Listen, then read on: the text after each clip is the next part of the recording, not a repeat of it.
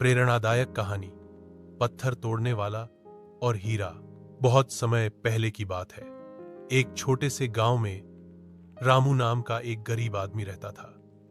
वह रोज जंगल से पत्थर तोड़कर बाजार में बेचता और उसी से अपना घर चलाता। मेहनत तो वह बहुत करता, लेकिन आमदनी इतनी कम थी कि कई बार परिवार को भूखा ही सोना पड़ता। धीरे धीरे रामू का मन टूटने लगा।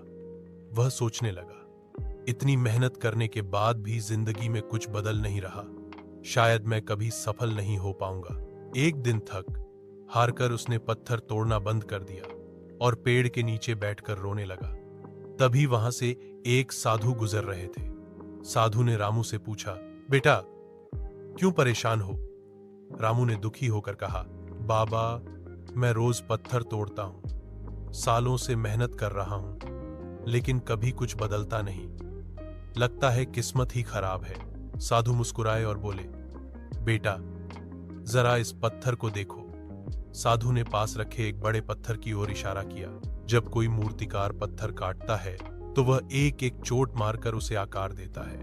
हो सकता है सैकड़ों बार चोट करने के बाद भी पत्थर वैसा ही लगे, लेकिन अचानक एक 101वीं चोट पर वह पत्थर टूट जाता है और मूर्ति बनने लगता है। इसका मतलब यह नहीं कि पहली 100 चोट बेकार गई थी। असली ताकत तो उन सब चोटों ने मिलकर दी थी।